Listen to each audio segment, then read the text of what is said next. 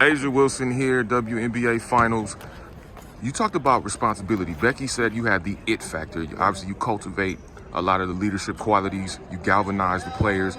But as far as just basketball and then being able to be responsible to disseminate the culture to everybody else, you coming from that culture, what does that mean?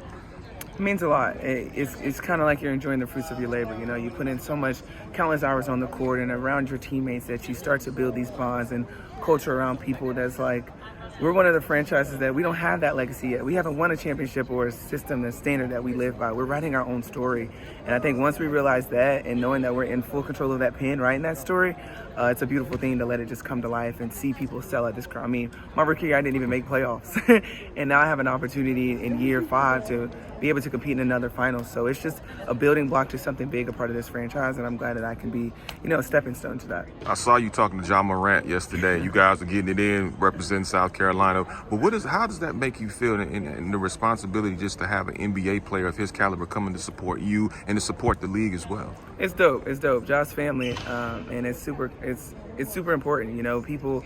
That's how we get fans in the seats. That's how we get people recognition to see us, to help grow the game. So they're like big brothers to us, whatever you want to, little bro, whatever you want to say. They're bros to us at the end of the day, and the respect and the feeling is mutual. It's all love, and it's appreciated for sure. What's the difference between Asia Wilson, the entity, and Asia Wilson, the person? I think the biggest probably just the person is, I feel like I'm pretty Person's pretty actually, she's close to herself. Okay. I think when people see me on the court, I'm like, oh, happy-go-lucky. I'm really but sometimes Asia the person is really in a shell sometimes and likes her alone time. Do you feel you get the respect that you earned and that you deserve in its totality as far as being on the court? Especially when I saw yesterday, the Connecticut Sun are a very physical team, but you showed them, hey, you want to be physical? I got your physical right here. Yeah, when it comes to the respect factor, I just think I can establish it in my own way. I don't need anyone to give me respect for me to think that I'm being respected. At the end of the day, that just comes from within. So I take a hit. I enjoy the physicality of the game. Makes me work a little harder, makes me think a little harder. And we know coming in that's how it's going to be on both ends for us as well. So the biggest when it comes to respect, I feel like I've earned it within myself, and that's all that really matters. Everybody times you as the face of the league, especially everything that you've accomplished and what you represent as far as coming from our culture, making sure that black girls, black boys can see the examples that you laid before and that they can accomplish things if they put their minds to it. Do you feel like there's a certain level of responsibility that you have to make sure that every time you're out here, you're representing for them and representing for yourself as well? Yeah, it's crazy. Growing up, my mom always told me to keep my nose clean because you never know who's watching. And I can't necessarily go out to a Target and look a hot mess sometimes because there's going to be a young girl that wants to take a picture. So, at the end of the day, I take it to heart, of course, because I know I'm just planting seeds for the next generation to help them understand that literally you can do whatever you want.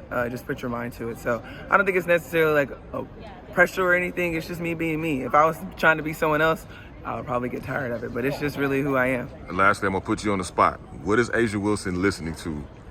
Ooh, Rod Wave. New album just dropped. I'm listening to him. Anything else? I'm an Usher fan. Okay. And it's been 25 years since his album just dropped today, so I've been bobbing to Usher. Have you gone to see the Usher? Yes, I have been there. Okay, yes. okay. I had to make sure. I've met him. I got the Usher bucks. I got everything. Whole nine. You talked about leadership, and you talked about Becky, and you talked about Coach Staley. But who else did you look up to as far as how you develop your leadership qualities? My mommy. My mommy's one sassy woman. But she loves it, and I love it, and I love watching her and speaking with her because she's like, get yours, but help others get theirs as well. Never lose sight of that. You didn't get here on your own, and you're never gonna make it on your own. You always need to bring someone up with you, and that is the sign of a great leader. And I got that from my mom. She always weathered the storm that she had attacking, but at the same time, she never lose sight of my dad. She never lost sight of me. So that's the beauty of it. I think part of who I am really comes from her. She get it from her mama. I do get that.